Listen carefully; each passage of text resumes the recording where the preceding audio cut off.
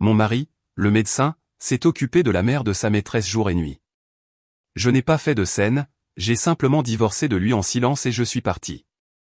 Un mois plus tard, quand il l'a ramenée à la maison, son visage s'est décomposé quand il a vu. Le couloir de l'aile exécutive de l'hôpital universitaire métropolitain sentait toujours légèrement l'huile essentielle d'eucalyptus, un parfum agréable qui contrastait vivement avec l'odeur âpre et antiseptique des étages ordinaires. Je me cachais derrière une colonne de marbre, le cœur aussi froid que la pierre. Depuis la suite 7003, je pouvais entendre la voix douce et aimante de mon mari, Jake. Allez, ma douce. Juste un peu plus. J'ai spécifiquement demandé à la cuisine de faire ce bouillon extra lisse, exactement comme tu l'aimes. Une voix de femme adulatrice répondit. Ce devait être la jeune infirmière Sophia, la maîtresse de Jake. Ma mère a tellement de chance de t'avoir. Quelle bénédiction que quelqu'un d'aussi compétent et attentionné que Jake s'occupe de toi. Oh, ma fille a l'œil vif. C'est vrai. Quelle belle prise elle a faite. C'était la voix faible mais satisfaite de Madame Davis, la mère de Sophia. Je serrai fermement le téléphone portable dans ma main. Le message d'Ethan, le frère cadet de Jake, brillait encore sur l'écran, envoyé il y a 1 heure depuis un hôpital général décrépit d'un comté rural du nord de l'État de New York. Claire, je crois que maman ne va pas bien du tout. Le médecin dit qu'il faut la transférer dans un plus grand hôpital. J'ai appelé Jake toute la matinée, mais il ne répond pas. Il doit être en chirurgie d'urgence, n'est-ce pas, sœurette? Chirurgie? Oui. Une véritable production théâtrale. Sa chirurgie se déroulait dans cette même suite luxueuse, ses mains s'occupant méticuleusement de la mère de sa maîtresse pendant que sa propre mère luttait contre la douleur dans un hôpital rural oublié. J'avais commencé à soupçonner des choses il y a longtemps. Jake rentrait de plus en plus tard. Les appels urgents pour des consultations et les chirurgies nocturnes devenaient plus fréquents. C'était un chirurgien doué, la fierté de l'hôpital, donc ses excuses semblaient toujours plausibles. Mais l'intuition d'une épouse de 10 ans ne se trompe jamais, surtout après avoir accidentellement trouvé un reçu pour un panier de fruits de luxe dans la poche de sa blouse blanche, livré précisément à cette chambre. 7003 et maintenant, j'étais là, voyant de mes propres yeux Jake, vêtu de la chemise bleu pâle que je lui avais repassée, les manches soigneusement retroussées, épluchant avec soin une pomme rouge et croquante. Sophia était assise à côté de lui, la tête posée coquettement sur son épaule. Madame Davis, installée dans son lit, les regardait avec une expression de contentement parfait. Une image de la famille parfaite, si parfaite qu'elle en était nauséabonde. J'inspirais profondément, essayant de réprimer le tremblement qui montait de ma poitrine. Douleur, trahison, mépris, un cocktail toxique d'émotions qui m'étouffait. Il fut un temps où j'aurais fait irruption dans cette pièce en hurlant, brisant leur scène hypocrite. J'aurais giflé cette femme et arraché le masque de mon maudit mari. Mais pas maintenant. Je les observais à travers l'entrebâillement de la porte. La façon dont Jake regardait Sophia, son sourire n'était pas forcé. Il appréciait cette farce.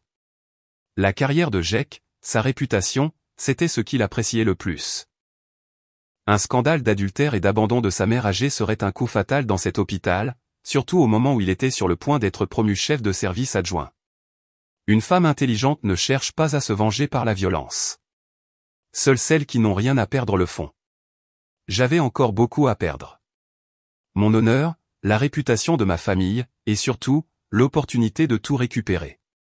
Je tournais les talons et m'éloignais en silence. Les rires joyeux de la suite 7003 s'estompèrent derrière moi. Je n'allais pas faire de scène. Je les laisserais profiter de leur dernier moment de bonheur. Car la véritable représentation était sur le point de commencer, et j'en étais la metteur en scène. Au lieu de provoquer un scandale, je choisis un coin plus discret au bout du couloir, un endroit d'où je pouvais observer la porte du 7003 sans être vu. Ce dont j'avais besoin, c'était de preuves, pas d'une dispute inutile. Les larmes ne résolvent rien. Seule la logique et une préparation méticuleuse m'aideraient dans cette bataille. J'allumai l'appareil photo de mon téléphone et le réglai sur le zoom. Mes mains tremblaient, non pas de peur, mais de rage. Je dus prendre plusieurs respirations profondes pour stabiliser ma visée. Environ 15 minutes plus tard, la porte de la chambre s'ouvrit. Sophia sortit la première, s'agrippant au bras de Jake. Ils se chuchotèrent quelque chose, et elle se hissa sur la pointe des pieds pour lui donner un baiser fugace sur la joue. Un baiser de remerciement, un baiser de victoire. J'appuyai sur le déclencheur. Les photos du profil de Jake et du sourire satisfait de Sophia étaient d'une netteté cristalline. Ils ne partirent pas immédiatement. Ils restèrent près de la porte pendant que Jake donnait quelques dernières instructions à une infirmière et que Sophia mentionnait qu'elle allait jeter un petit sac poubelle. Jake attendait. Je savais que c'était ma chance. Calmement, je sortis de ma cachette et me dirigeai vers les ascenseurs. En passant à côté de lui, je fis accidentellement tomber mon sac à main. Plusieurs rouges à lèvres et un petit miroir roulèrent sur le sol. « Oh, je suis tellement désolé » murmurai-je juste assez fort pour qu'il m'entende. Jake se retourna, surpris. Quand nos regards se croisèrent, je vis une lueur de panique, mais il la masqua rapidement. C'était un excellent acteur. « Claire, que fais-tu ici ?» Il se pencha pour ramasser mes affaires. Sa voix était légèrement tendue. « Je suis venu rendre visite à une connaissance. »« N'as-tu pas dit que tu avais une chirurgie toute la journée ?» Je le regardai droit dans les yeux. Ma voix était d'un calme glacial. « Ah, l'opération s'est terminée plus tôt. Je suis juste passé voir un patient avant de partir. » Jake était clairement nerveux. Il n'avait pas l'habitude de me mentir si maladroitement. « Ah, oui. »« Le patient dans cette chambre ?» demandai-je en désignant le 7003. « Tu sembles terriblement préoccupé par lui. C'est un membre de la famille d'un collègue ?» Juste à ce moment, Sophia revint. En me voyant, son joli visage se crispa instantanément. Elle me reconnut comme l'épouse du docteur Jake Anderson, qu'elle avait vu plusieurs fois à la fête de Noël de l'hôpital. Jake était figé entre nous deux. L'air devint lourd. Je souris d'un parfait sourire social. J'acceptai le sac à main de ses mains. « Eh bien, je ne vais plus t'interrompre avec ton patient. Je pars maintenant. Ne sois pas en retard pour le dîner. » Je ne leur laissai pas le temps de dire quoi que ce soit d'autre et je me détournai. Même à l'intérieur de l'ascenseur, je sentis le regard de Jake fixé sur mon dos. Il avait peur, mais je n'avais pas encore fini. Je ne suis pas allé au parking. Je suis descendu au rez-de-chaussée et je suis sorti dans le jardin de l'hôpital. Je me suis assise sur un banc et j'ai allumé mon téléphone.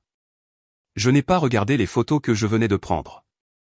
J'ai ouvert le fichier audio que j'avais discrètement commencé à enregistrer lorsque j'avais entamé la conversation avec Jake. Sa voix nerveuse, ses mensonges maladroits, son silence coupable à l'apparition de Sophia. Tout était enregistré. J'ai calmement sauvegardé le fichier et les renommé. Le jour du jugement. Puis j'ai cherché dans mes contacts le numéro de Maître Harrison. J'ai appelé et il a répondu presque instantanément. « Madame Anderson, comment puis-je vous aider ?» La voix de Maître Harrison était toujours claire et professionnelle. Il était l'avocat de ma famille depuis longtemps. « Maître Harrison, j'ai besoin de votre aide, dis-je en prenant une profonde inspiration. Je veux que vous rédigiez un accord de divorce, et j'ai besoin d'une consultation tout de suite. J'ai des preuves. Je veux qu'il parte sans rien. » Compris, dit Maître Harrison sans poser d'autres questions. Pouvez-vous être à mon bureau dans 1 heure? Je vous attendrai. Merci. J'arrive. J'ai raccroché et j'ai éteint le téléphone. La rage précédente s'était complètement dissipée. Dans ma poitrine, il ne restait qu'un sentiment de vide glacial et une détermination d'acier. Jake, tu as choisi ce chemin. Ne me blâme pas d'être cruel. 10 ans de mariage, 10 ans à prendre soin de ce foyer, récompensé par la trahison.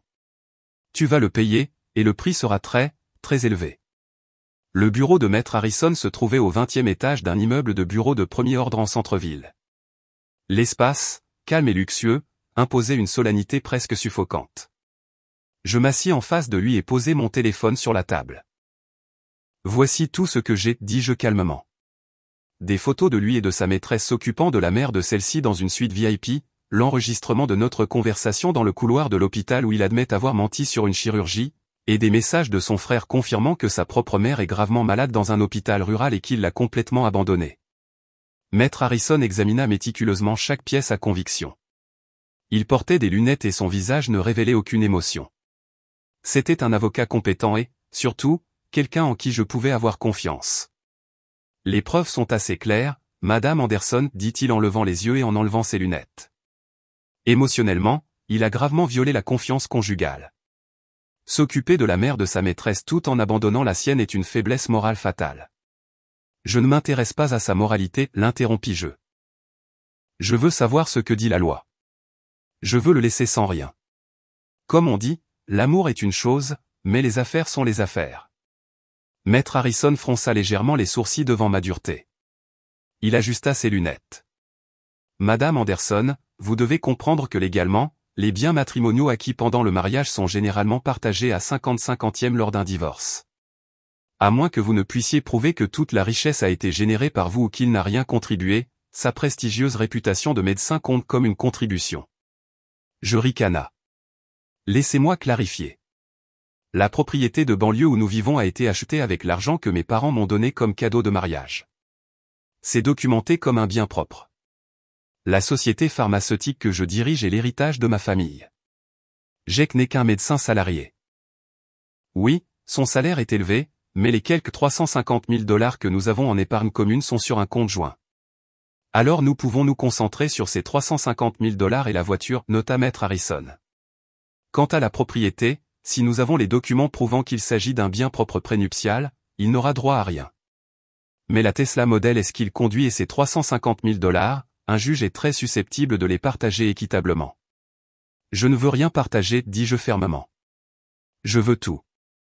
Je veux qu'il sorte de ma vie avec seulement ce qu'il a gagné, pas ce que je lui ai donné. Maître Harrison s'arrêta, pensif. Il entrelaça ses doigts. Alors nous n'allons pas porter cette affaire devant les tribunaux. Du moins, pas encore. J'attendis qu'il continue. Nous allons utiliser une stratégie différente, dit-il lentement. Qu'est-ce que votre mari apprécie le plus? Sa réputation, le poste de chef de service adjoint auquel il aspire. Exactement, acquiesça Maître Harrison. Ces preuves pourraient ne pas suffire à le dépouiller de tous ses biens au tribunal. Mais que se passerait-il si ces preuves parvenaient accidentellement au conseil d'administration de l'hôpital, au comité d'éthique médicale, ou même au forum interne de l'hôpital? Un éclair de compréhension traversa mon esprit. Je commençais à saisir son plan.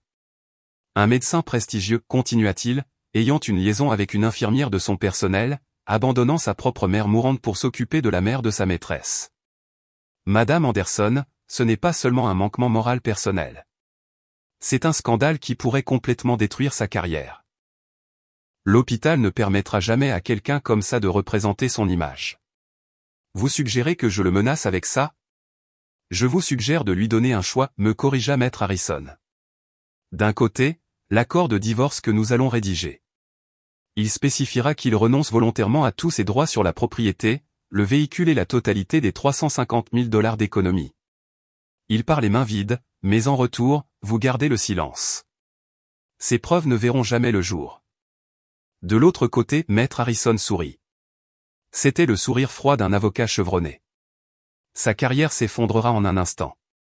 Il ne perdra pas seulement l'argent, il perdra tout. Je pris une profonde inspiration. C'était exactement ce que je voulais, un coup direct à sa fierté et à son avenir, pas seulement à son portefeuille. Maître Harrison, dis-je, ma voix complètement calme. Rédigez l'accord le plus dur possible. Rendez chaque clause explicite. La maison, la voiture, les économies. Il n'aura pas un centime. Et je le veux prêt ce soir. En êtes-vous complètement sûr, Madame Anderson? Ce soir? Complètement. Je me levai. Je ne passerai pas une seconde de plus sous le même toit que cet homme. Je suis rentré à la maison au crépuscule. La propriété était silencieuse et froide. J'allumai les lumières du salon. La lueur jaune et chaude habituelle me semblait maintenant étrangère. Je n'ai pas préparé le dîner. J'ai fait infuser une théière de camomille, je me suis assise sur le canapé et j'ai placé l'accord de divorce faxé par Maître Harrison sur la table basse. À 22 heures, le son familier du moteur de la Tesla Model S de Jake résonna à l'extérieur. Il était de retour, probablement après avoir déposé Sophia et profité d'un agréable dîner avec elle, se souvenant seulement alors qu'il avait une femme qui l'attendait. La porte s'ouvrit et Jake entra. Il avait l'air fatigué. Il desserra sa cravate. Encore réveillé, demanda-t-il comme si de rien n'était. J'ai eu une chirurgie très compliquée. Je suis épuisé. Chirurgie encore? Quel mensonge éhonté. Je ne répondis pas. Je le regardais simplement en silence. Il dut remarquer quelque chose d'étrange dans mon regard car il s'arrêta. Il me regarda, puis baissa les yeux vers la table basse. « Qu'est-ce que c'est » demanda-t-il en fronçant les sourcils. « Quelque chose que tu devrais lire, dis-je, ma voix glaciale. Jake s'approcha, prit les papiers, et les mots accord de divorce frappèrent ses yeux. J'observai son visage passer de l'épuisement à la surprise, puis à une pâleur mortelle. Il tourna les pages une par une, ses mains tremblant en lisant. Lorsqu'il arriva à la section sur le partage des biens, qui disait « Le conjoint B, Jacob Anderson, renonce volontairement à tous ses droits sur les biens matrimoniaux, y compris la propriété de banlieue, le véhicule et la totalité des économies », il releva brusquement la tête. « Es-tu folle » cria-t-il en jetant les papiers sur la table. « Tu as perdu la tête. Pour qui te prends-tu pour exiger ça? Cette maison? Ces économies sont mon sang et ma sueur. Ton sang et ta sueur? Je ricana. C'était le sourire qu'il détestait le plus. Ou le sang et la sueur que tu as versé en t'occupant de la mère de ta maîtresse, continuai-je, ma voix tranchante et claire. Tu m'as dit que tu opérais, mais tu étais en réalité avec elle dans la suite 7003. Jake, tu es un acteur magnifique. Le visage de Jake devint cendré. Il fit un pas en arrière. Tu m'as suivi. Je n'en ai pas eu besoin. Tu as laissé la piste toi-même. Je pris mon téléphone, ouvris les photos de l'hôpital et les lui montrai. Quelle famille heureuse, n'est-ce pas? Toi, épluchant tendrement une pomme, elle, penchée sur ton épaule. Quel dommage que ta vraie mère, qui se débat dans un hôpital rural, ne sache pas que son cher fils est si occupé à être un bon gendre pour quelqu'un d'autre. Jake fixa l'écran, sans voix. Il balbutia. Claire, je peux expliquer. C'est juste une collègue. Une collègue? Je me levai et lui fis face. Une collègue dont tu t'occupes en abandonnant ta mère mourante et en mentant à ta femme. Tu me prends pour une idiote? Que veux-tu? Cria-t-il en essayant de reprendre contenance. À quoi bon faire une scène? Le divorce, d'accord, mais les biens sont partagés. Cette maison est un bien matrimonial. Tu ne comprends toujours pas. Je désignais de nouveau l'accord. Tu signes ça. Tu pars volontairement et les mains vides. Et je garde le silence. Ce mariage se termine discrètement. Et si je ne le fais pas, me défia Jake. Si tu ne le fais pas, je souris. Demain matin, toutes ces photos, l'enregistrement de notre conversation à l'hôpital, les messages de ton frère, tout sera sur le bureau du docteur Sterling. Ce sera présenté au comité d'éthique médicale de l'hôpital. Et je me demande à quel point le forum interne des médecins sera animé quand ils apprendront que le brillant docteur Jacob Anderson est un adultère et un fils terrible. Je le fixai droit dans les yeux. Ce poste de chef de service adjoint auquel tu aspires. Penses-tu qu'il sera encore à toi? De plus, penses-tu qu'ils te laisseront continuer à porter cette blouse blanche?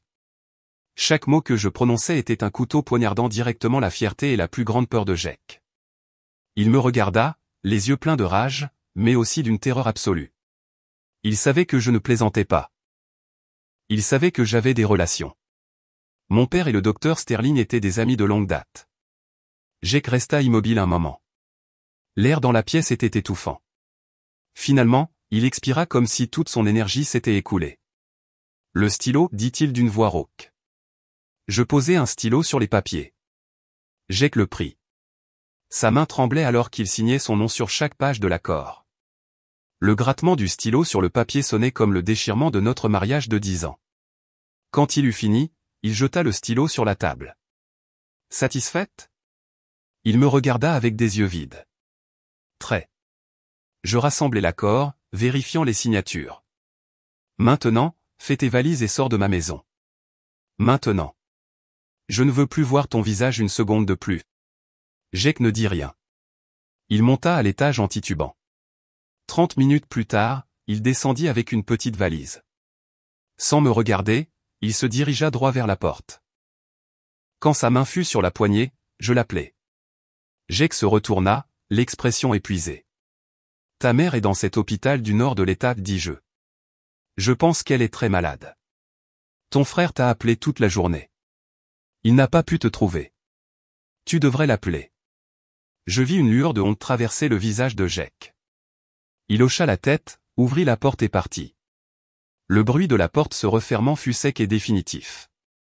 Je restai dans l'immense salon, serrant la corde. J'avais gagné le premier round, mais je savais que ce n'était pas fini. Le lendemain matin, Jake et moi nous sommes retrouvés au palais de justice. Nous sommes arrivés très tôt, juste à l'ouverture. Nous n'avons pas échangé un mot. Jake portait des lunettes de soleil qui cachaient de profondes cernes sous ses yeux. Peut-être n'avait-il pas dormi, ou peut-être avait-il cherché du réconfort auprès de sa maîtresse. Je m'en fichais. La procédure de divorce par consentement mutuel fut rapide. Nous avions un accord parfaitement rédigé par un avocat spécifiant que Jake renonçait volontairement à tous ses biens.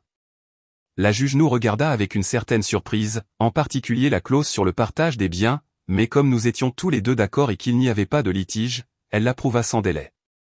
En sortant du palais de justice, je tenais le jugement de divorce dans mes mains, un papier fin mais lourd.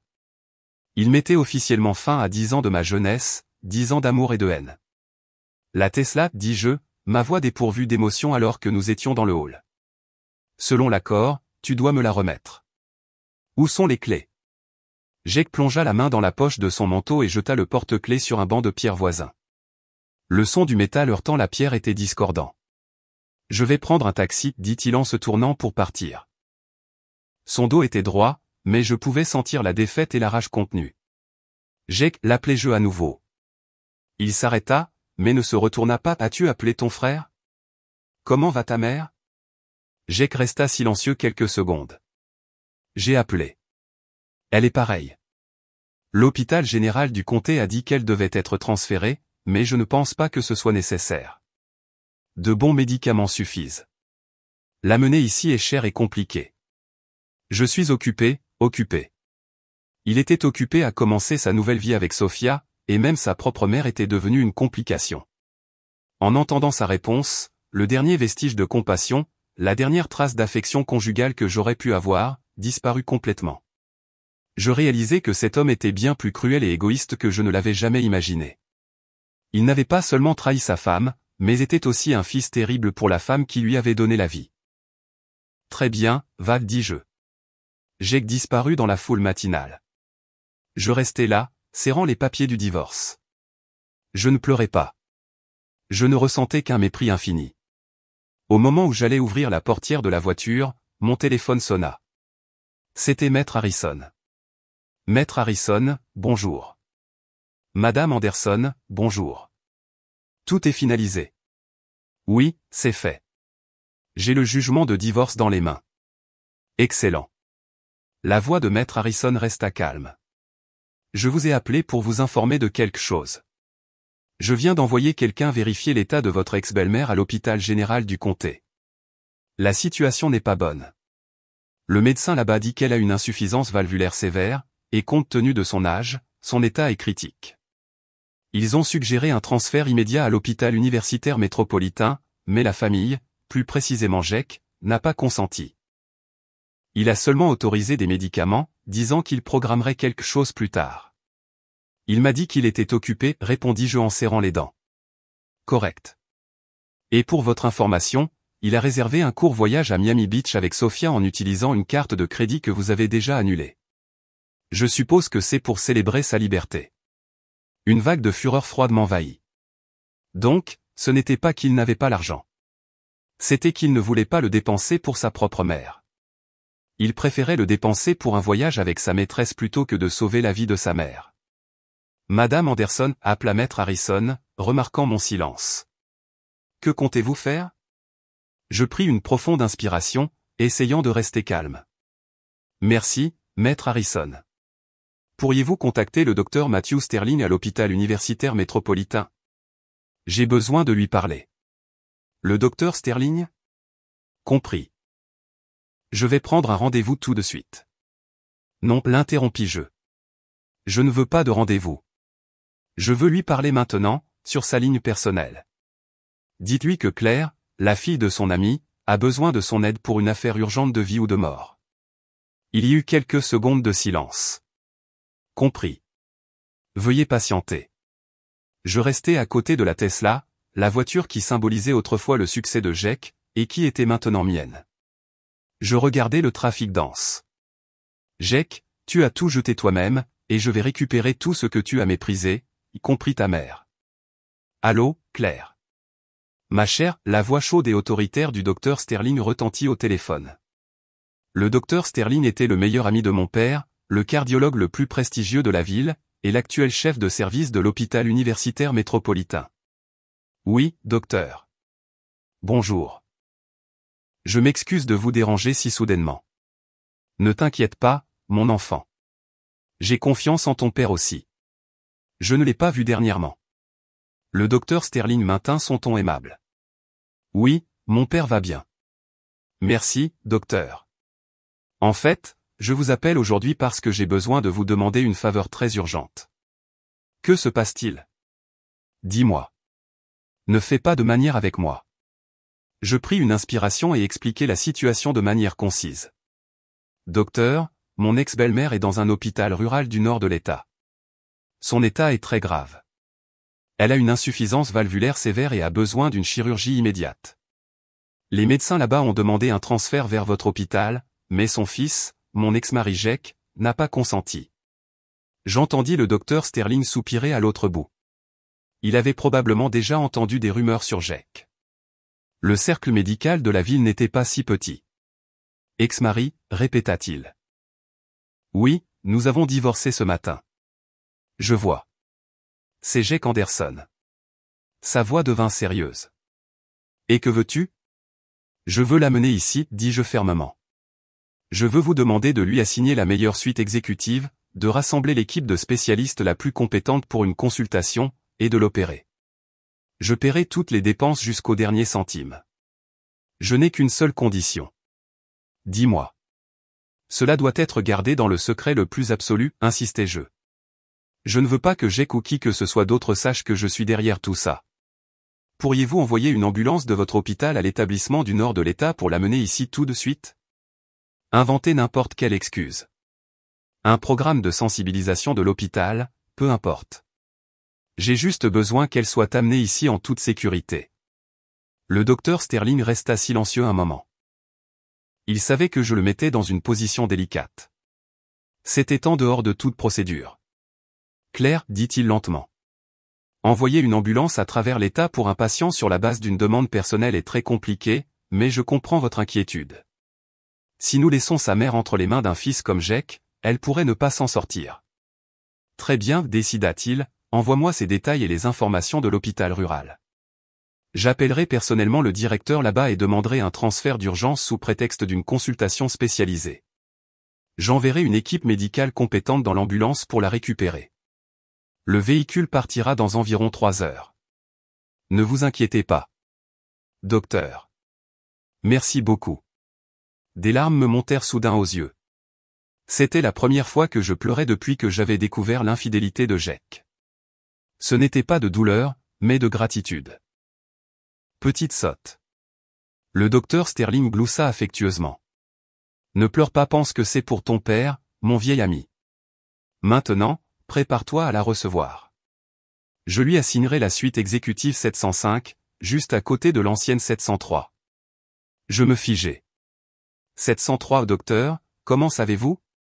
Je suis le chef de service ici. Comment pourrais-je ne pas savoir ce qui se passe? Tout l'hôpital murmure sur la façon dont Jack s'est occupé de la mère de l'infirmière Sophia au 703. J'allais le convoquer, mais je vois que tu m'as devancé. Bien joué, Claire.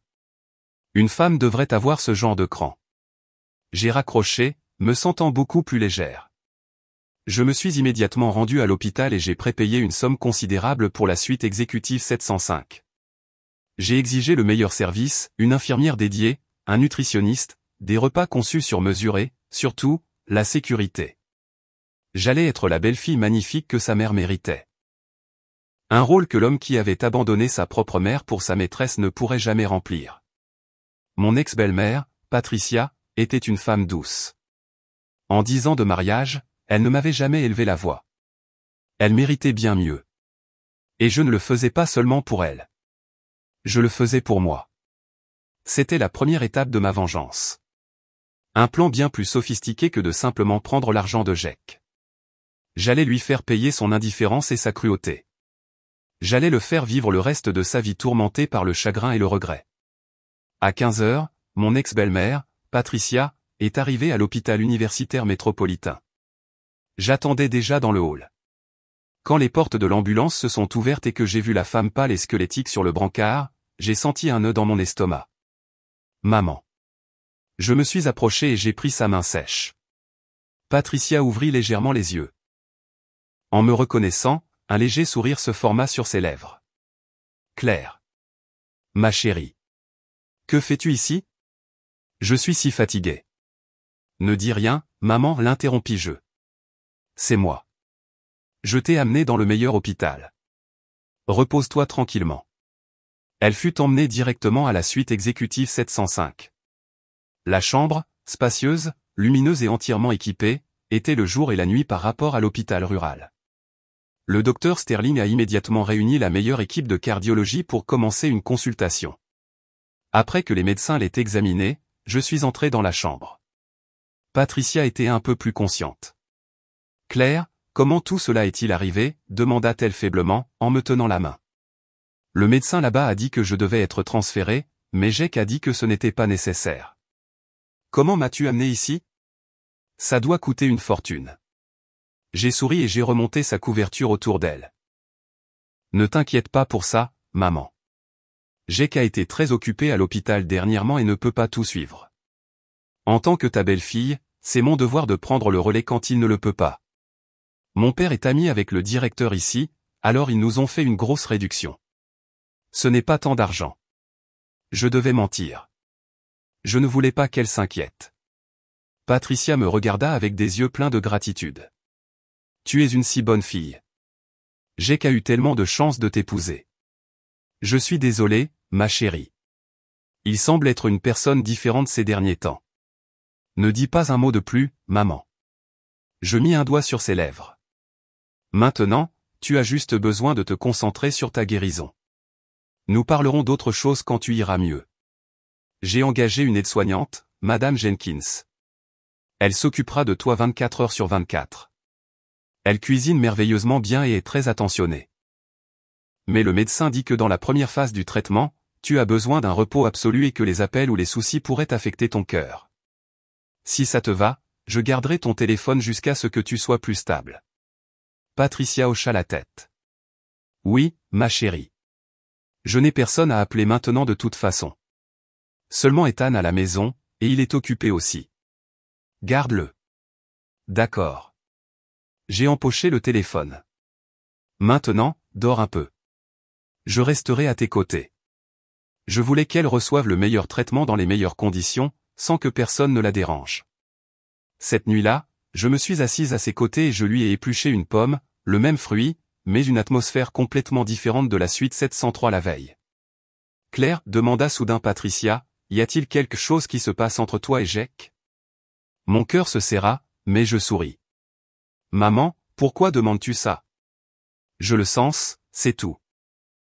Vous n'êtes plus les mêmes qu'avant. Jake a tellement changé. Et toi, sa femme, tu es une meilleure enfant pour moi que mon propre fils. Je me sens si mal pour toi. » Je posai la tranche de pomme sur l'assiette. « Maman, tous les mariages ont leur haut et leur bas. Jake est un brillant médecin. La pression du travail est immense et parfois il néglige un peu la famille. Ne t'inquiète pas pour ça. Concentre-toi juste sur ta guérison maintenant. Si tu te rétablis, je serai heureuse. » Patricia me regarda avec des yeux rougis. Elle ne dit rien de plus, mais je savais qu'au fond d'elle, elle comprenait tout. Je suis resté avec elle tard dans la nuit et ne suis rentré chez moi que lorsqu'elle s'est endormie profondément. Avant de partir, j'ai donné des instructions strictes à Madame Jenkins. « Madame Jenkins, à part les médecins et moi, si quelqu'un vient en visite, appelez-moi d'abord. Ne laissez personne entrer, même s'ils prétendent être de la famille. » Compris ? Parfaitement, Madame Anderson. J'ai quitté l'hôpital et j'ai respiré l'air frais de la nuit. Tout venait de commencer. Jake, je suis sûr que tu passes un bon moment à Miami Beach. Profite en tant que tu le peux, car à ton retour, tu découvriras que tu n'as pas seulement perdu ta femme et tes biens, mais aussi ta mère d'une manière que tu ne peux même pas imaginer. L'ancienne propriété, remplie de 10 ans de souvenirs avec Jake, me semblait maintenant froide et trop grande. Chaque coin me rappelait lui, ses mensonges, sa trahison. Je ne pouvais pas continuer à vivre là-bas. Le lendemain, j'ai appelé un agent immobilier. J'ai décidé de louer la propriété. Grâce à son emplacement de choix et à son intérieur luxueux, elle a été rapidement louée à une famille d'expatriés pour un prix très élevé. Le loyer couvrirait les frais médicaux de Patricia et ma nouvelle vie. En même temps, j'ai utilisé mes économies personnelles gagnées à la société pharmaceutique avant de rencontrer Jake. J'ai acheté un appartement de luxe dans le complexe résidentiel Hudson Point Tower. C'était un gratte-ciel nouvellement construit avec une sécurité impeccable, des installations modernes et, surtout, assez loin de ce passé. Je n'ai pas pris grand-chose, quelques vêtements, quelques livres, et la seule photo de mariage que je n'avais pas osé jeter, non pas parce qu'il restait de l'amour, mais pour me rappeler ma bêtise des 10 dernières années. Je l'ai jetée dans le tiroir le plus profond de ma nouvelle armoire. Mon nouvel appartement était au 30e étage et avait un balcon donnant sur la rivière. D'ici, je pouvais voir le paysage nocturne de la ville avec des lumières brillant comme des bijoux. Je me suis versé un verre de vin et je suis resté sur le balcon, respirant l'air frais. C'était la première nuit où je me sentais vraiment libre. Fini les longues nuits à attendre un mari. Fini les dîners froids, les soupçons ou la douleur. Pendant ce temps, de l'autre côté de la ville, Jake et Sophia commençaient aussi leur nouvelle vie. Après être partis les mains vides, sans maison ni voiture, Jake a dû louer un vieil appartement en périphérie avec le peu de salaire qu'il lui restait. Bien sûr, il n'était pas seul. Sophia a emménagé avec lui immédiatement. Elle exultait de sa victoire. L'homme qu'elle admirait, le brillant médecin, était maintenant tout à elle. Sophia se vantait auprès de ses amis que Jake avait choisi l'amour plutôt que les biens matériels. Elle ne savait pas, ou faisait semblant de ne pas savoir, que Jake l'avait choisi parce qu'il n'avait pas d'autre option. Selon les informations que Maître Harrison m'a transmises, qui avait encore quelqu'un pour surveiller Jake, leur vie n'était pas aussi idyllique qu'il l'imaginait. L'appartement loué était petit et chaud. La luxueuse Tesla avait été remplacée par la vieille Honda déglinguée de Sophia. Jake, habitué à ce que je m'occupe de tout, devait maintenant tout faire lui-même. Ils ont commencé à se disputer.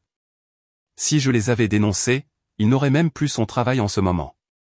Il pensait qu'en signant le divorce, tout était terminé. Il pensait que Jake avait perdu ses biens mais sauvé sa réputation et gagné le véritable amour. Ils avaient tort. Pour moi, récupérer les biens n'était que la première étape. La vraie guerre venait de commencer. J'ai regardé mon téléphone. Près d'un mois s'était écoulé. Le docteur Sterling m'a informé que la santé de Patricia se rétablissait très bien après l'opération. La blessure avait cicatrisé, son cœur était stable, et elle pouvait faire de courtes promenades dans la chambre. J'ai souri. Le moment était venu. Le moment pour Jake de savoir qu'il avait encore une mère. Et le moment pour Sophia de savoir que le prix pour voler le mari d'une autre femme était bien plus que de vivre dans un petit appartement. J'ai appelé Maître Harrison. Maître Harrison, le moment est venu pour le fils prodigue d'apprendre où se trouve sa mère. Après près d'un mois de traitement et de soins spécialisés, Patricia s'était rétablie miraculeusement.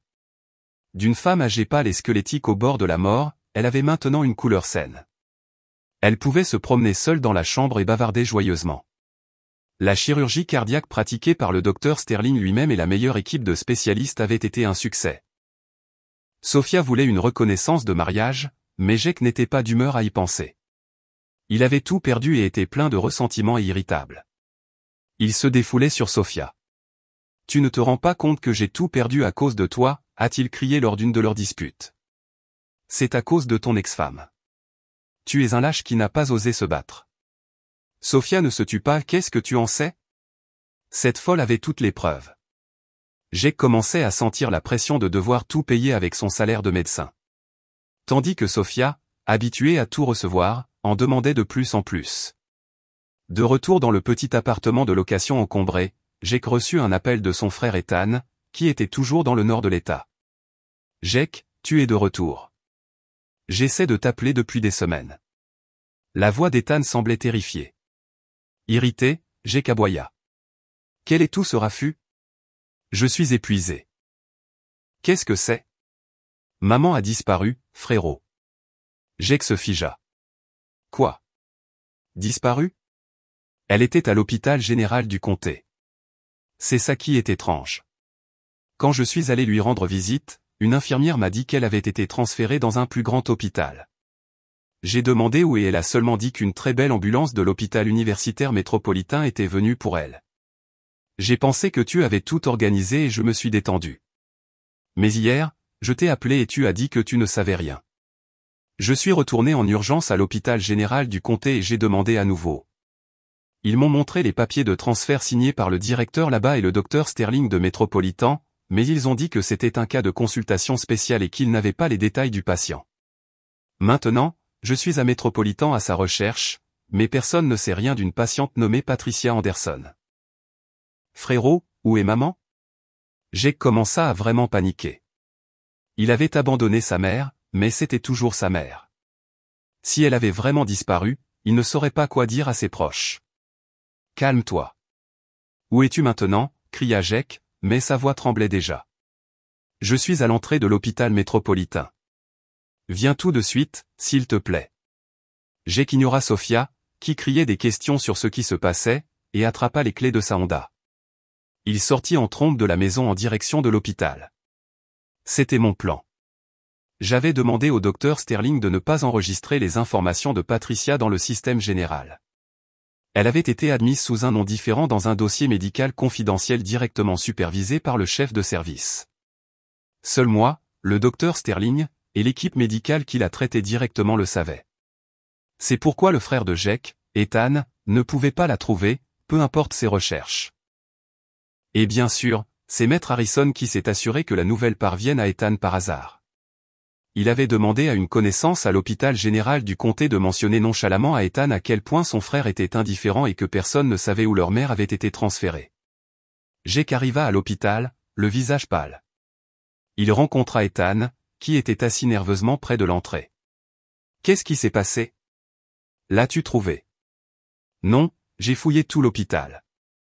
Il n'y a aucune patiente au nom de notre mère. Tout le monde dit qu'ils n'ont admis personne de ce nom. » Jake commença à se mettre en colère. Il était médecin ici.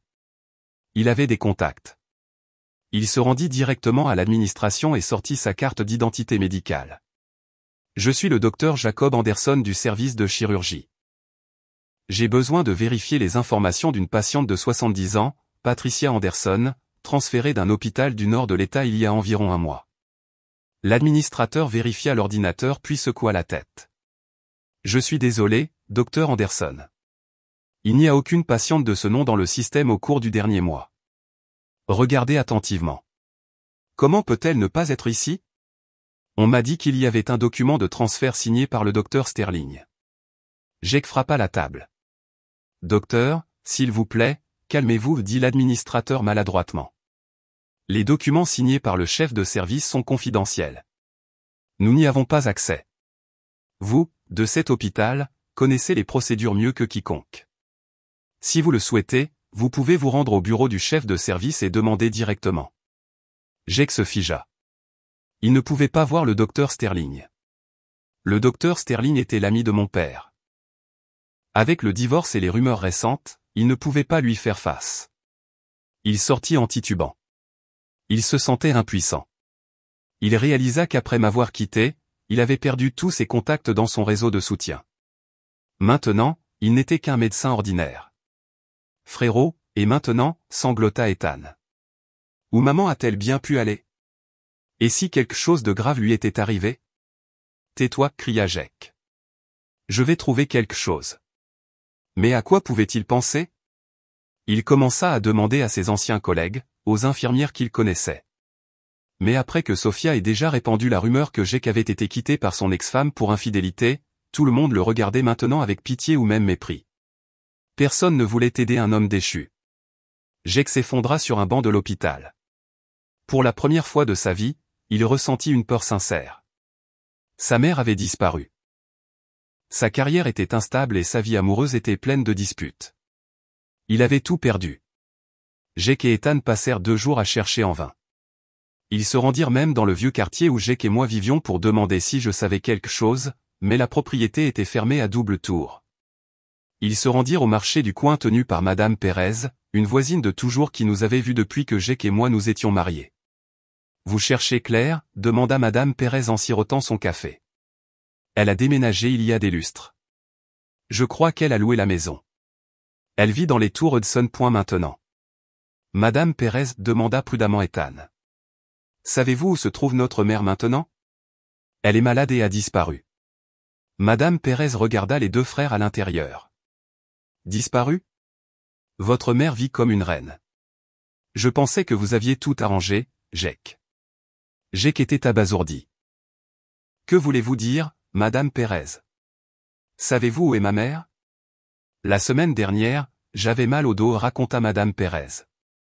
Claire m'a conduite à l'hôpital universitaire métropolitain. C'est une fille formidable, pas comme le disent les rumeurs. Elle s'est occupée de moi du début à la fin. Quand nous avons eu fini, elle m'a dit d'attendre un moment. Elle allait rendre visite à sa belle-mère. Comme j'étais curieuse, je suis montée voir. Madame Pérez continua, mon Dieu, votre mère, Madame Anderson, était dans l'une des meilleures suites exécutives. La chambre était énorme, propre, et elle avait même une aide-soignante dédiée. Elle a une couleur saine maintenant, et peut marcher. J'ai bavardé avec elle un moment.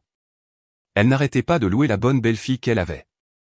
Je pensais que vous aviez tout arrangé. Jake et Ethan se regardèrent, choqués. Quel numéro de suite, Madame Pérez? À Métropolitan, c'est bien ça, demanda précipitamment Jake, les mains tremblantes. Exécutive 705 au 7e étage. Vous la verrez tout de suite. Allez, buvez un peu d'eau et allez la voir. C'est une joie d'avoir une belle-fille qui s'occupe d'elle comme ça. Madame Pérez ne remarqua pas l'expression de Jake. Jake, sans prendre l'eau, entraîna Ethan vers la voiture et conduisit comme un fou. Il n'arrivait pas à y croire. Claire. Claire avait fait tout ça. Pourquoi? Après lui avoir tout pris, pourquoi faisait-elle ça pour l'humilier? Jake se précipita au 7e étage. Il n'eut pas besoin de demander son chemin. Il avait travaillé ici. Il connaissait bien.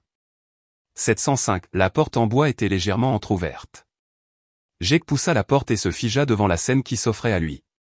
Sa mère, Patricia, était assise dans un fauteuil en velours avec une fine couverture en laine sur les genoux. Elle regardait la télévision, et à côté d'elle, l'aide-soignante, Madame Jenkins, disposait soigneusement une assiette de fruits multicolores. Patricia était une autre personne. Elle avait une couleur saine et des cheveux soigneusement coiffés. Elle avait pris au moins 5 kilos depuis qu'elle était à l'hôpital du comté. Maman appela doucement Ethan, puis il éclata en sanglots, courant pour l'embrasser. Patricia fut surprise, mais devint ensuite émue. Ethan, mon fils, comment savais-tu que j'étais ici? Jake était cloué sur le seuil. Il regarda sa mère, la chambre. C'était la suite exécutive la plus chère. Une seule journée ici coûtait plus que son salaire mensuel. Tout était de première qualité. Jake, tu es venu aussi. Patricia l'appela, heureuse de le voir. Approche-toi. Oh, tu as l'air si mince. Jake entra dans la pièce comme dans un rêve. Il regarda sa mère et ne put rien dire. Il avait une boule dans la gorge. Il était médecin et savait à quel point elle était bien soignée. La cicatrice de l'opération sur sa poitrine, qu'il supposait être pour son cœur, était guérie. Cette couleur saine était le teint d'une personne complètement rétablie. Madame, qui sont ces deux messieurs? Madame Jenkins se leva, s'interposant entre les étrangers et Patricia. Ce sont mes fils, les présenta joyeusement Patricia. Voici mon aîné, Jake. Il travaille comme médecin dans cet hôpital. Et voici mon fils cadet, Ethan. Madame Jenkins dit et regarda Jake avec une expression étrange. Ce n'était pas le regard de respect pour un médecin, mais un regard de mépris. Bonjour, dit Madame Jenkins d'une voix froide. Merci d'être venu voir votre mère. Maman réussit enfin à dire Jake. Que fais-tu ici? Qui t'a amené?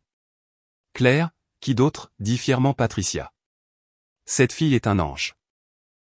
Elle s'est occupée de moi depuis que j'étais dans cet hôpital du nord de l'État. Elle a engagé le meilleur médecin. Elle m'a trouvé la meilleure chambre. Elle vient me voir tous les jours. Elle m'épluche des pommes. Elle bavarde avec moi. Regarde, je suis complètement rétabli maintenant. Jake se sentit comme s'il avait été giflé. Claire. Toujours. Claire. Juste à ce moment, Madame Jenkins parla fort, comme pour s'assurer que Jake l'entende. Votre mère a raison. Je travaille comme aide-soignante depuis de nombreuses années, et je n'ai jamais rencontré quelqu'un d'aussi bon que Madame Anderson. Elle s'occupe d'elle avec une diligence incroyable. Elle a payé des centaines de milliers de dollars de la facture de l'hôpital de sa propre poche. Chaque jour, elle me dit de préparer ceci et cela, que des aliments nutritifs. Pourtant, je n'ai pas vu l'ombre de votre tête une seule fois. Madame Jenkins ne mâchait pas ses mots. Madame Anderson m'a aussi prévenu, continua-t-elle. Elle a dit qu'après l'opération du cœur, votre mère avait besoin d'une paix absolue, de ne pas être dérangée par qui que ce soit. Je suppose que maintenant qu'elle va mieux, elle vous a permis d'être prévenue. Jake se tenait là, consumé par une honte et une culpabilité extrême. Il se souvint des mots qu'il avait prononcés au palais de justice. L'amener ici est cher et compliqué. Je suis occupé. Il avait abandonné sa mère. Son ex-femme, qui l'avait trahi, l'avait sauvé et lui avait donné une nouvelle vie. Cette comparaison anéantit Jake. Il était un fils terrible, une personne horrible. Comparé à Claire, il n'était rien. Jake, qu'est-ce qui ne va pas? Tu es si pâle, s'inquiéta Patricia. L'image de sa mère, saine et dynamique dans la luxueuse suite exécutive, et le regard méprisant de l'aide-soignante, se répétaient dans sa tête encore et encore. Honte, culpabilité, et une légère pointe de rage.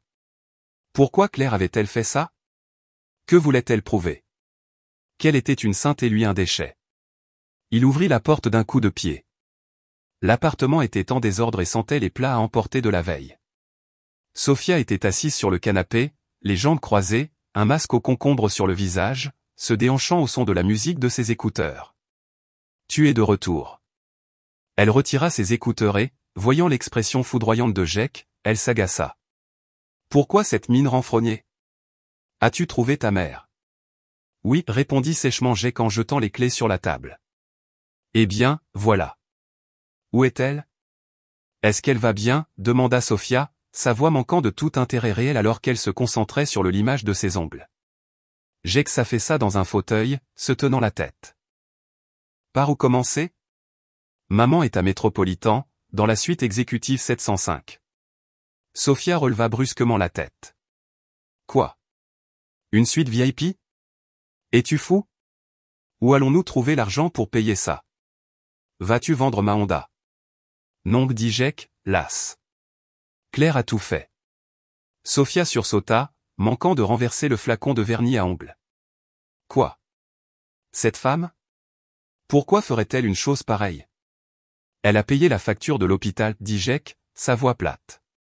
Maman dit qu'elle s'est occupée de tout. L'opération du cœur, l'aide-soignante dédiée, les centaines de milliers de dollars pour la facture. Elle a tout fait. L'air dans la pièce se figea. Sophia regarda Jake avec un mélange de suspicion et de rage. La jalousie qu'elle avait réprimée si longtemps éclata. Je le savais, cria-t-elle. Je savais que cette femme ne ferait pas une bonne action gratuitement. Elle a un mobile. Elle veut utiliser ta mère pour te garder attaché. Elle veut me montrer qu'elle est riche et noble et que je ne suis rien. Quelle bêtise racontes-tu? Cria Jake. Tu la défends? Sophia le foudroya du regard. Tu défends encore l'ex-femme qui t'a mis à la rue. Jake, es-tu stupide?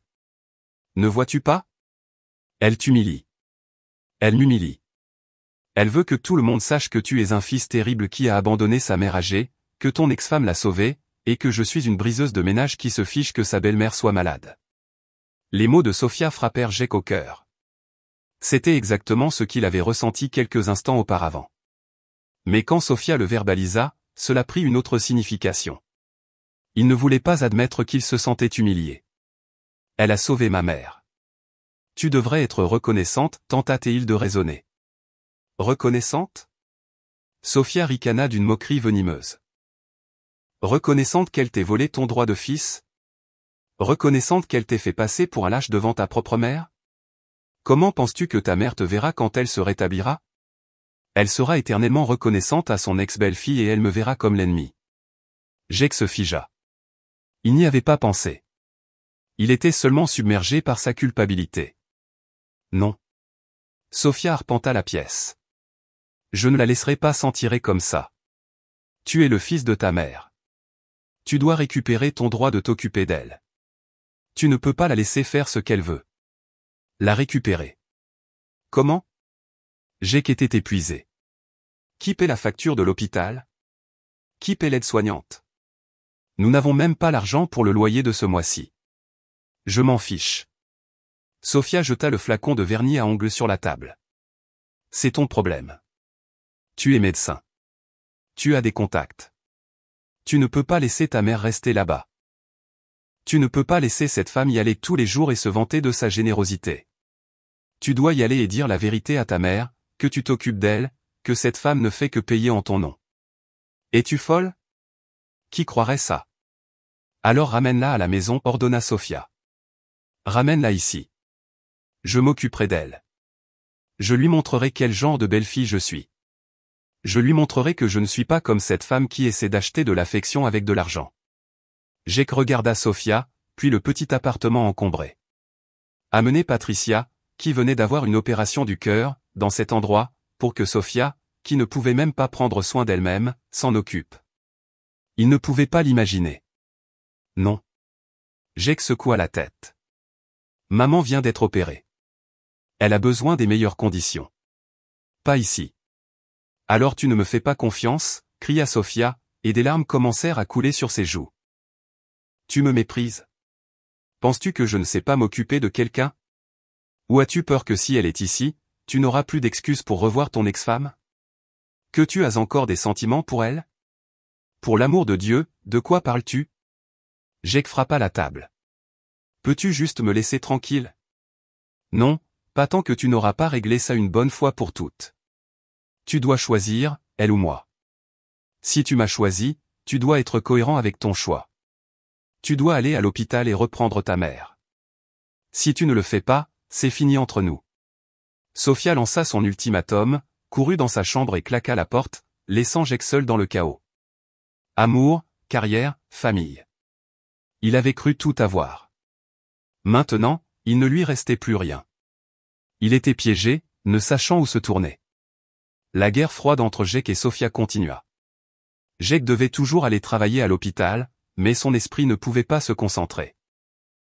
Il passa devant le couloir du 7e étage et jeta un coup d'œil vers le 705, mais il n'osa pas entrer. Il avait peur d'affronter sa mère, peur du regard de Madame Jenkins. Il avait aussi peur de m'affronter. Il avait peur que je le regarde avec le sourire d'une vainqueur, le voyant comme un perdant. Il ne savait pas que j'évitais délibérément ce moment. Je savais qu'il était venu.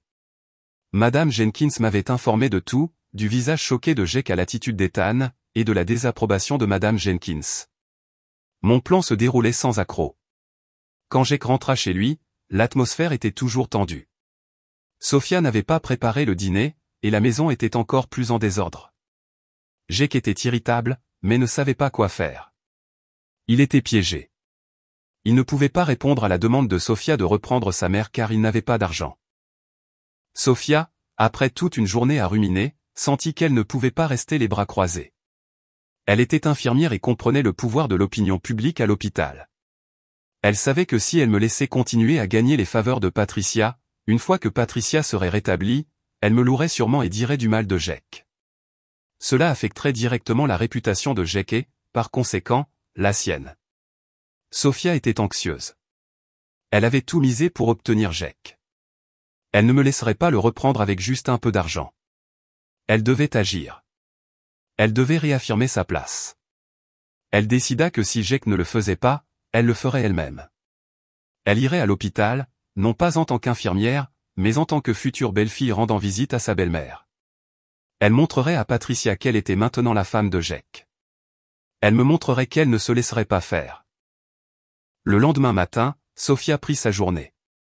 Elle passa toute la matinée à se préparer. Elle choisit la robe la plus chère que Jake lui avait achetée à Miami Beach, une robe d'un blanc pur qui mettait en valeur sa silhouette. Elle se maquilla de façon spectaculaire et boucla ses cheveux. Elle se précipita au marché et acheta un grand panier de fruits coûteux, le genre que l'on voit dans les suites exécutives. Elle pensait qu'elle devait faire une entrée parfaite et glamour pour que ni Patricia ni moi ne puissions la mépriser. Elle ne savait pas que cette préparation méticuleuse n'était qu'un signe de sa propre bêtise et de son insécurité. Vers 10 heures, Sophia, titubant sur ses talons et portant le panier de fruits, se dirigea vers la suite exécutive 705. Elle marcha délibérément lentement dans la zone de l'aile de chirurgie pour que ses collègues infirmières la voient. Elle voulait que tout le monde sache qu'elle était dans une position différente maintenant. En arrivant à la porte du 705, au lieu de frapper, elle poussa la porte pour entrer. Elle s'imaginait entrer avec un sourire radieux, disant « Bonjour, Madame Anderson. Je suis Sophia, la future femme de Jake », mais elle fut immédiatement arrêtée. L'aide-soignante, Madame Jenkins, se tenait sur le seuil. « Qui êtes-vous? Qui cherchez-vous » La voix de Madame Jenkins était ferme et suspicieuse. Elle avait été très clairement avertie par moi. Sophia s'arrêta. Son faux sourire se figea. Elle ne s'attendait pas à ce qu'une aide-soignante lui barre le chemin. « Je suis Sophia. Je suis ici pour rendre visite à la mère du docteur Jacob Anderson. » Sophia essaya de retrouver sa confiance, levant le menton. « Écartez-vous, s'il vous plaît. Vous êtes ici pour rendre visite à Madame Anderson, » dit Madame Jenkins en croisant les bras. « Je suis désolée, mademoiselle. Ma patronne, Madame Anderson, a donné des instructions selon lesquelles toute personne souhaitant rendre visite doit avoir sa permission. L'avez-vous appelée? Claire. » Sophia serra les dents. « Encore Claire? De quel droit? Elle n'était que l'ex-femme. »« Je suis Sophia. » Elle bomba le torse. « La fiancée de Jake. Je suis ici pour rendre visite à ma future belle-mère. » Qu'est-ce que cette femme a à voir avec ça? Madame, êtes-vous une aide-soignante ou un chien de garde? Surveillez votre langage, mademoiselle. Madame Jenkins aboya. Je travaille ici. Je suis les règles de la personne qui m'a engagé. Madame Anderson paie, donc elle fait les règles. Fiancé, dites-vous? Monsieur Anderson ne vous a pas présenté hier quand lui et son frère sont venus. De l'intérieur, Patricia entendit l'agitation et demanda avec inquiétude, Madame Jenkins, que se passe-t-il? Rien, madame. Quelqu'un s'est juste trompé de chambre, répondit Madame Jenkins. Sophia devint encore plus en colère. Être humiliée par une aide-soignante dans le couloir de l'hôpital à la vue de ses collègues. C'était un affront. Je m'en fiche. Sophia poussa de force Madame Jenkins. J'entre. Je suis Sophia, la future femme de Jake, cria-t-elle en essayant de forcer le passage. Madame Jenkins la bloqua à nouveau, et le coûteux panier de fruits tomba au sol, éparpillant pommes et raisins partout. Qu'est-ce que cette agitation? Qu'est-ce que tout ce bruit? Une voix autoritaire résonna. Le docteur Sterling apparut au bout du couloir dans sa blouse blanche. Il était accompagné d'autres médecins lors de sa tournée. Bien sûr, cette apparition n'était pas une coïncidence. Je savais que Sophia agirait. J'avais demandé au docteur Sterling de passer nonchalamment dans cette zone à 10 heures. Chef de service. Sophia reconnut immédiatement le docteur Sterling et fut surprise, mais éleva tout de même la voix. Chef de service, regardez cette femme. Je voulais juste rendre visite à la mère du docteur Jacob Anderson, et elle ne me laisse pas entrer. Elle m'a poussé. Le docteur Sterling regarda Sophia de haut en bas. Son regard était froid. Il avait vu toutes sortes de gens et savait parfaitement ce que cette scène signifiait. Infirmière Sophia de la médecine interne. Correct, dit-il calmement. C'est l'aile exécutive. Le silence absolu est requis. La patiente de la suite 705 vient d'avoir une chirurgie cardiaque. Elle ne doit pas être agitée. Vous êtes infirmière. Vous devriez le savoir mieux que quiconque. Je sais, mais je suis de la famille, argumenta Sophia. Famille? Le docteur Sterling fronça les sourcils. Selon le dossier médical de la patiente Patricia Anderson, la seule tutrice et responsable est Madame Claire Anderson. Elle a demandé à l'hôpital de garantir le repos absolu de la patiente. Qui êtes-vous pour la patiente? Je suis la fiancée du docteur Jacob Anderson, la fiancée de son fils, cria Sophia comme si c'était un mot magique. Le docteur Sterling ricana, un ricanement que Sophia n'oublierait jamais. Fiancée. Nous ne travaillons pas avec ces titres dans cet hôpital. Nous travaillons avec la loi. Madame Anderson a l'autorité. De plus, le docteur Sterling baissa la voix, êtes-vous au courant que le docteur Jacob Anderson a été mis en congé administratif? Cette phrase fut comme un coup de foudre pour Sophia. Elle était sous le choc. Quel congé administratif? Pourquoi? C'est une affaire interne à l'hôpital. Mais je vous conseille, docteur Sterling désigna Sophia, de ne pas traîner là où vous n'avez rien à faire et de retourner dans votre service. Perturber l'ordre de l'hôpital est une infraction grave. Le docteur Sterling se tourna vers Madame Jenkins. Madame Jenkins, continuez votre travail. J'ai déjà alerté la sécurité. Personne qui n'est pas sur la liste de Madame Anderson ne doit entrer, en aucune circonstance. Oui, chef de service. Madame Jenkins inclina la tête. Le docteur Sterling et les médecins partirent, laissant Sophia seule dans le couloir. Les regards de ses collègues qui passaient étaient pleins de chuchotements et de doigts pointés, certains compatissants, d'autres ravis. Elle, si élégamment vêtue et maquillée, se tenait maintenant au milieu d'un tas de fruits éparpillés, une figure pathétique et humiliée. Sophia ne put le supporter. Elle cria, se retourna et sortit en courant du couloir, piétinant les fruits. J'étais dans un escalier voisin, assistant à toute la performance. Je souris. Ce drame était parfaitement exécuté. Et surtout, la caméra de sécurité haute définition et claire du couloir de l'aile exécutive a tout enregistré. J'ai sorti mon téléphone et j'ai appelé Maître Harrison. Maître Harrison, il est temps de sécuriser cette vidéo et de rédiger une lettre. L'après-midi même, j'ai obtenu la vidéo de la caméra de sécurité de l'hôpital. J'ai placé cette vidéo à côté des preuves précédentes, les photos de Jake s'occupant tendrement de la mère de Sophia au 703, l'enregistrement de lui me mentant, et les messages d'Ethan démontrant que Jake avait abandonné sa propre mère. J'avais une collection parfaite, mais je n'étais pas pressé. Une attaque efficace doit être surprenante et mortelle. Je ne voulais pas agir moi-même. Je voulais qu'ils s'effondrent sous leurs propres actions. J'ai commencé à rédiger une lettre aux estimés membres du comité d'éthique médicale et du conseil d'administration. J'ai écrit, je suis un employé de l'hôpital concerné qui souhaite rester anonyme. Récemment, une série d'événements profondément regrettables se sont produits qui affectent sérieusement la réputation et l'éthique médicale de notre hôpital. Et j'ai commencé à raconter l'histoire. C'était une plainte anonyme d'une précision glaçante. Je ne l'ai pas écrite sur le ton émotif d'une femme trahie. Je l'ai écrite sur le ton d'un professionnel de la santé outré. J'ai commencé par louer la longue tradition d'éthique médicale de l'hôpital universitaire métropolitain. Puis j'ai exposé mon cas. J'ai déclaré que pendant que le docteur Jacob Anderson négligeait ses devoirs pour s'occuper de la mère de sa maîtresse, sa propre mère était gravement malade dans un hôpital rural, abandonné par lui. J'ai présenté les messages et le dossier médical de l'hôpital général du comté comme preuve. J'ai posé la question, un médecin qui abandonne sans cœur sa propre mère peut-il posséder l'éthique nécessaire pour traiter les patients? Et le coup de grâce. J'ai présenté la vidéo de ce même matin. J'ai écrit qu'après que le docteur Anderson et l'infirmière Sophia aient été découverts par son ex-femme, l'infirmière Sophia, loin d'avoir honte, était devenue encore plus effrontée. Ce même matin, dans le couloir de l'aile exécutive, elle avait fait irruption dans la suite 705 où l'ex-femme s'occupait de son ancienne belle-mère, provoquant une scène et agitant une patiente cardiaque en post-opératoire. La vidéo complète de la caméra de sécurité a tout enregistré. J'ai conclu, les actions contraires à l'éthique du docteur Jacob Anderson et le comportement perturbateur de l'infirmière Sophia provoquent une énorme indignation parmi le personnel médical. Nous exhortons le conseil d'administration et le comité d'éthique à enquêter et à les traiter sévèrement pour restaurer le professionnalisme et l'intégrité de notre hôpital et défendre l'honneur de la blouse blanche. J'ai relu la lettre. Elle était parfaite. Chaque phrase visait directement la faiblesse de Jake, sa réputation et sa carrière. Je n'ai pas envoyé de mail.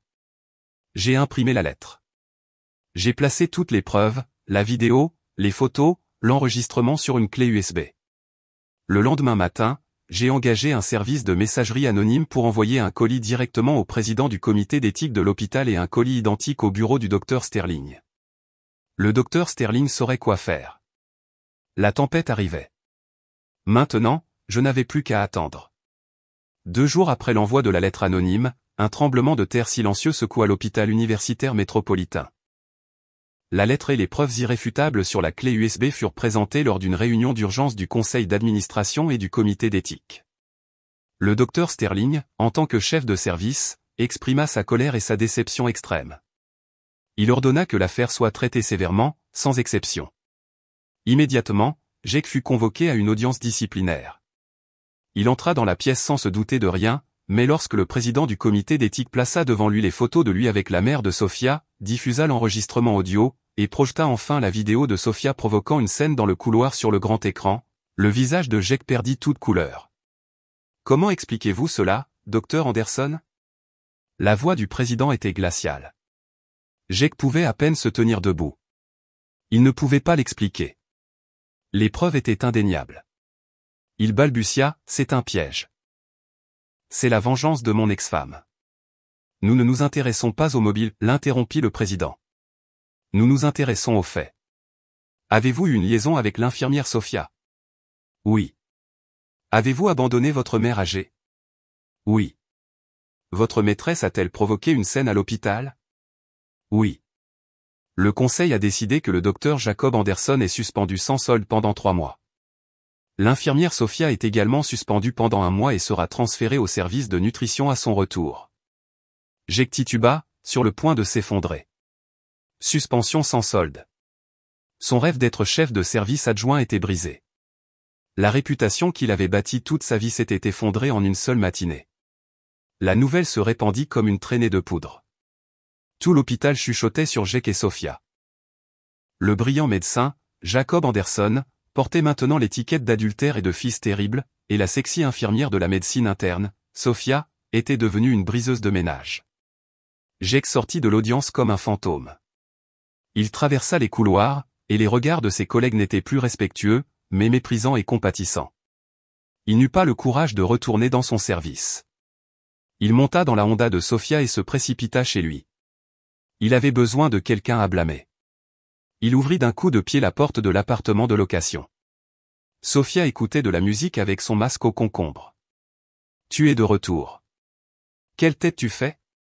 Tais-toi. » Jake rugit comme un animal blessé. Il se précipita et gifla Sofia de toutes ses forces. Le coup la fit rouler du canapé. « Tu m'as frappé. Te frapper. Je veux te tuer. » Jake désigna Sofia, les yeux injectés de sang. « Tout est de ta faute. Sais-tu ce que tu viens de ruiner? Qu'est-ce que j'ai fait? » Sofia se mit à pleurer. « Ce que tu as fait? Regarde ça. » Jake jeta l'avis de suspension sur la table. « À cause de ton stupide jeu de fiancé, j'ai été suspendu sans solde. Es-tu heureuse maintenant? Tu as ruiné toute ma carrière. » Sofia prit le papier, le lut et trembla. « Suspendu? Comment est-ce possible? Je suis juste allé rendre visite. » « Rendre visite? Tu appelles ce scandale une visite? Pour qui te prends-tu? Penses-tu pouvoir gagner contre Claire? Tu n'es même pas digne de lui lasser ses chaussures. Tu es juste stupide. Tu m'as entraîné là-dedans, ricana Sofia. Maintenant, tu la loues. Tu as été suspendu parce que tu es inutile. Cette femme t'a fait du mal et maintenant tu me blâmes. Es-tu seulement un homme? Non, je ne suis pas un homme. Jake fracassa un verre contre le mur. Je suis un idiot. Un idiot d'avoir quitté une femme comme Claire pour quelqu'un comme toi. Un idiot d'avoir cru en ton véritable amour. M'as-tu aimé, moi, ou mon titre de médecin et mon argent? Maintenant, je n'ai plus rien. Pourquoi es-tu encore là, Jake? Sofia était sans voix. Va-t'en. Sors. Jake s'assit et se prit la tête entre les mains. Sors de ma maison tout de suite. Je ne veux plus voir ton visage. L'amour qu'ils avaient autrefois idolâtré, pour lequel ils avaient tout risqué, était maintenant brisé. Il s'était effondré à la première tempête parce qu'il était construit sur des mensonges et de l'égoïsme. Jake avait tout perdu, sa carrière, sa réputation, et maintenant son amour. Il ne lui restait littéralement plus rien. J'ai appris la nouvelle par Maître Harrison. Je n'ai fait que sourire. Ce n'était pas encore fini. Ce n'était que l'apéritif. Jake et Sofia eurent une dispute monumentale. Sofia pleura et fit ses valises, mais à la fin, elle ne partit pas. Où pouvait-elle aller? Suspendue, transférée à la nutrition, et entourée de rumeurs. Si elle quittait Jake maintenant, elle serait complètement seule. Elle serra les dents et resta, vivant au milieu des récriminations et de la froideur de Jake. Jake tomba dans le désespoir. Sans salaire, il s'enferma chez lui toute la journée à boire. Il n'avait pas le courage d'aller à l'hôpital pour voir qui que ce soit, et encore moins sa mère. Maintenant qu'il n'avait ni argent ni honneur, comment pouvait-il lui faire face? Je savais qu'ils étaient brisés. Carrière, amour, honneur, tout ce dont il s'enorgueillissait autrefois avait disparu. Il était temps pour moi de porter le coup final, le plus cruel. Je suis allé à l'hôpital rendre visite à Patricia. Sa santé s'était complètement rétablie. Le docteur Sterling m'a dit qu'elle pourrait sortir la semaine suivante. Je suis entré dans le bureau du docteur Sterling. Il m'attendait. Docteur, bonjour. Le docteur Sterling sourit. Votre belle-mère s'est rétablie. Elle peut sortir la semaine prochaine. Que comptez-vous faire? J'ai regardé le docteur Sterling, mon regard ferme. Je ne peux pas la ramener à la maison tout de suite, docteur. Je dois vous demander une dernière faveur. Je le savais. Il soupira. Qu'est-ce que tu prépares d'autre? Jake a été suspendu. Ne penses-tu pas que c'est suffisant, Claire? Je veux qu'il paie pour avoir été un fils terrible. Ma voix devint froide. Il a perdu sa carrière, son amour, mais il a toujours sa mère. Je veux qu'il expérimente ce que c'est que de tout perdre, même la dernière chance d'être un bon fils. Le docteur Sterling fronça les sourcils. Qu'est-ce que tu vas faire? Ma société pharmaceutique vient de développer une nouvelle génération de sédatifs chirurgicaux, dis-je. Une dose contrôlée peut induire un état qui imite la mort clinique. La température corporelle baisse. Le pouls est presque indétectable et la respiration est imperceptible. Il y a un antidote spécifique. Le docteur Sterling était choqué. Claire, es-tu folle? C'est trop dangereux. Je ne peux pas faire ça. Je vous fais confiance. Je le regardai droit dans les yeux. Vous êtes le meilleur cardiologue. Vous savez à quel point Patricia est en bonne santé. Si vous supervisez personnellement, il n'y aura aucun risque. J'ai juste besoin que vous la mettiez dans un sommeil profond pendant environ 30 minutes. Pourquoi faire? Pour que Jake puisse venir voir sa mère une dernière fois, dis-je, ma voix comme de la glace. Claire. Le docteur Sterling était horrifié. Réalises-tu à quel point c'est cruel? Cruel? Je ricana. Quand il l'a laissé dans cet hôpital du nord de l'État pour mourir, n'était-il pas cruel? Je veux juste lui donner une leçon qu'il n'oubliera jamais. Je veux qu'il vive le reste de sa vie avec la culpabilité d'avoir causé la mort de sa mère. Le docteur Sterling me regarda avec une expression complexe. Il vit une détermination inébranlable dans mes yeux. Il soupira et se pencha en arrière dans son fauteuil. Tu es exactement comme ton père. Une fois que tu prends une décision, personne ne peut t'arrêter. Très bien, je vais t'aider, mais seulement cette fois-ci, et tu assumes tous les risques. Merci, docteur. Je baissai la tête. Quand? Demain, dis-je, quand il sera au plus désespéré. J'ai quitté le bureau du docteur Sterling. Le plan était prêt. J'ai appelé Maître Harrison. Maître Harrison, le moment est venu. Faites fuiter la nouvelle que la santé de Madame Anderson s'est soudainement aggravée, qu'elle est dans un état critique et pourrait ne pas passer la nuit. Assurez-vous que cette nouvelle parvienne à Jake de la manière la plus naturelle possible. Compris, Madame Anderson. La performance finale était sur le point de commencer. La nouvelle que Patricia avait fait une rechute et était dans un état critique fut délibérément répandue. Maître Harrison demanda à quelques infirmières qui n'aimaient pas Sophia de laisser tomber nonchalamment la rumeur à la cafétéria de l'hôpital. La nouvelle finit par atteindre le frère de Jake, Ethan, qui était resté en ville pour aider Jake. Ethan, terrifié, se précipita à l'appartement de location de Jake, où Jake était ivre. Jake, réveille-toi. Maman est en train de mourir, pleura Ethan, secouant fort Jake. Jake, engourdi par l'alcool, leva sa tête lourde. Qu'est-ce que tu dis? Qu'est-ce qui ne va pas avec maman? Je viens de l'apprendre par des infirmières. Elles disent que maman s'est soudainement aggravée. Qu'elle est dans un état critique. Elle pourrait ne pas passer la nuit. Tu dois aller la voir. Jake se figea. Son ivresse disparut en un éclair. Il sursauta en titubant. Impossible. Maman allait bien. Elle allait mieux. Je ne sais pas. C'est ce qu'elles ont dit. Juste à ce moment, Sophia sortit de la chambre. Ses yeux étaient cernés. En entendant la nouvelle, elle fut également effrayée. Mais au milieu de la terreur, une pensée lui traversa l'esprit. C'était sa dernière chance. Si Patricia était vraiment en train de mourir, s'ils arrivaient à temps et faisaient semblant de pleurer, ils pourraient au moins sauver un peu de leur dignité. « Jake, calme-toi, dit Sophia précipitamment. Nous devons aller à l'hôpital tout de suite. Nous devons la voir une dernière fois. Nous devons montrer que nous nous soucions. » Compris. L'esprit de Jake était vide. Il avait perdu sa carrière et maintenant il allait perdre sa mère. Il se sentait comme un échec complet, un pécheur. La culpabilité et le chagrin qu'il avait réprimés éclatèrent. « Oui, nous devons y aller, répéta-t-il comme un robot. Je dois voir maman. » Sophia entraîna rapidement Jake. Ils n'eurent pas le temps de se changer. Elle était en pyjama froissé. Jake enfila un manteau qui puait l'alcool. Ils appelèrent un taxi et se précipitèrent vers l'hôpital au milieu de la nuit. Ils ne savaient pas qu'ils se précipitaient directement dans le dernier piège, le plus cruel, que j'avais tendu.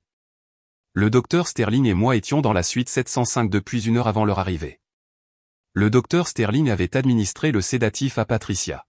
« Es-tu sûr de vouloir faire ça, Claire ?» me demanda-t-il une dernière fois. « Complètement sûr, docteur, répondis-je sans hésitation. Ils doivent payer. » Patricia s'endormit très rapidement. Le docteur Sterling vérifia ses signes vitaux. Son pouls était lent et faible. Sa peau était fraîche. Son visage était serein mais pâle. « Très bien, dit le docteur Sterling. L'effet durera environ 1 heure. Je serai dans la salle de garde à accent grave côté. Tous les moniteurs sont connectés à ma chambre. 30 minutes, c'est tout ce dont j'ai besoin, dis-je. Le docteur Sterling hocha la tête et partit. Je me tenais dans un coin de la pièce. J'éteignis la plupart des lumières, ne laissant qu'une faible lueur venant du couloir. L'air dans la pièce était froid. Il sentait la mort. Juste à ce moment, des pas précipités résonnèrent dans le couloir. La porte du 705 s'ouvrit brusquement. Jake, Sophia et Ethan se précipitèrent à l'intérieur. Ils se figèrent sur le seuil. Leur mère, Patricia, gisait immobile dans son lit. Son visage était pâle, sa poitrine immobile.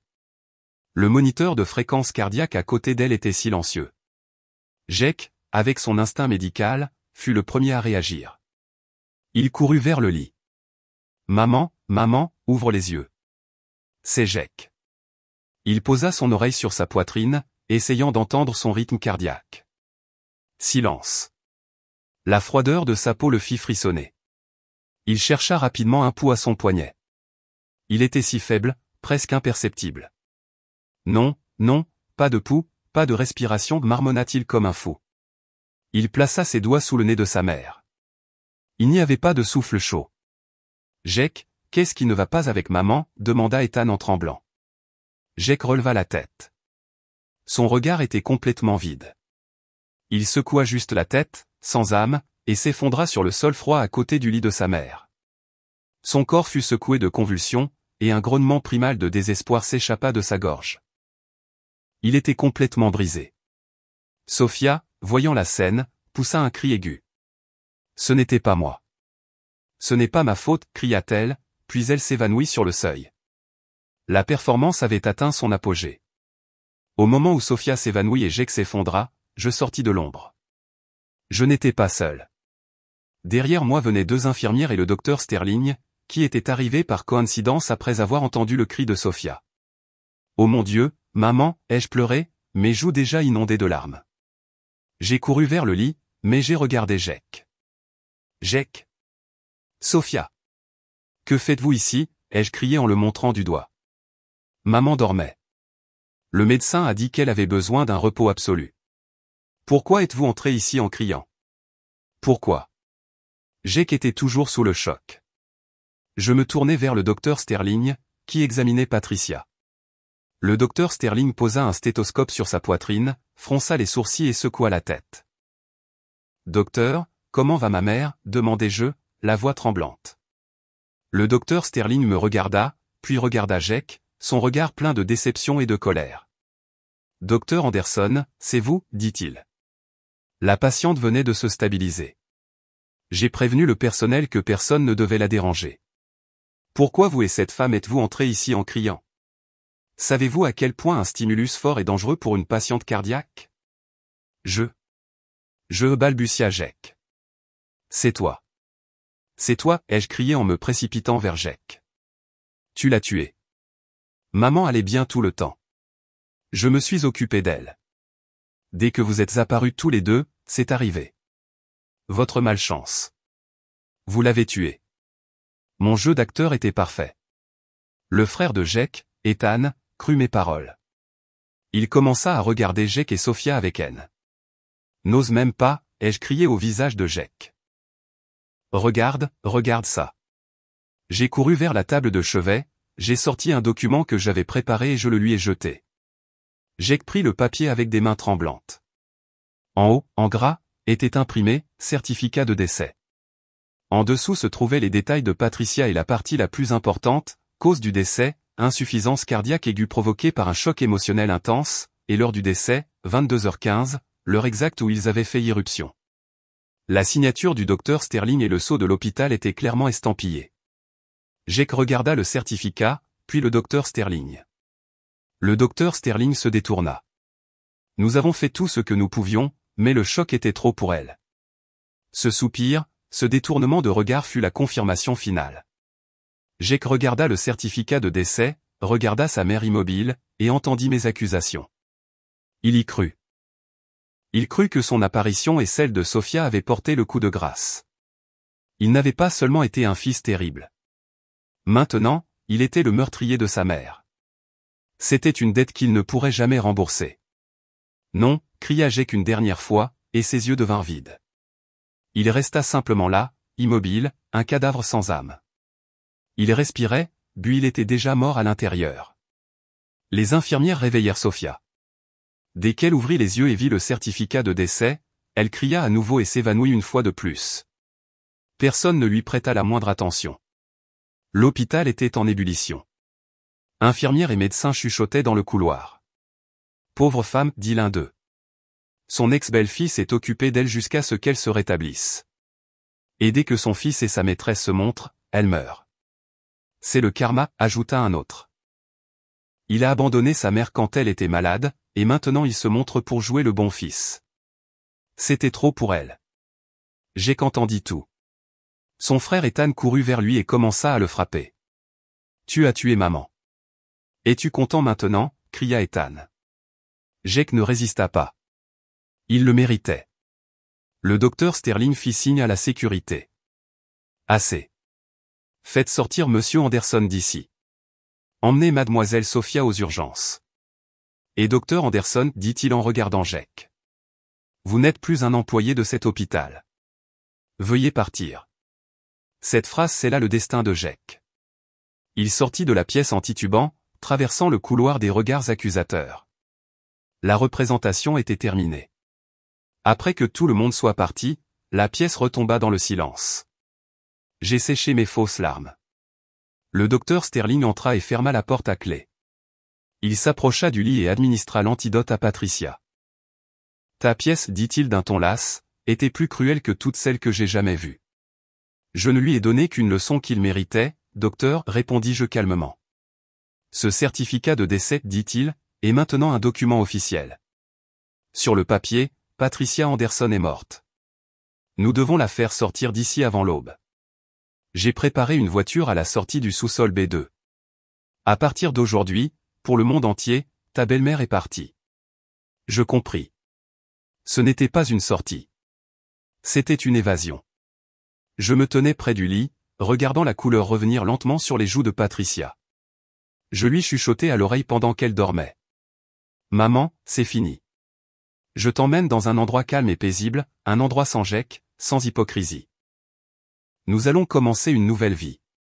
Cette nuit-là, j'ai secrètement fait sortir Patricia, encore endormie, de l'hôpital et je l'ai amenée dans une luxueuse résidence pour personnes âgées sur la côte que j'avais préparée. Le lendemain matin, alors que Jake et Sophia vivaient encore dans l'enfer qu'ils avaient créé, l'hôpital annonça officiellement le décès de la patiente Patricia Anderson. Jake fut renvoyé de l'hôpital pour faute morale. Aucun autre hôpital ne l'embaucherait. Il perdit sa carrière et son avenir, vivant le reste de sa vie avec la culpabilité écrasante de croire qu'il avait tué sa propre mère. Sophia, à son réveil, ne put supporter la réalité. Elle quitta Jake. Leur véritable amour se termina dans la haine et le blâme. Ma vengeance était complète. Je n'ai pas pris leur vie. J'ai seulement pris ce qu'ils appréciaient le plus. Jake perdit son honneur, sa carrière et sa tranquillité d'esprit. Sophia perdit son prix, et tous deux vivraient pour toujours dans l'ombre d'un fantôme que j'avais créé.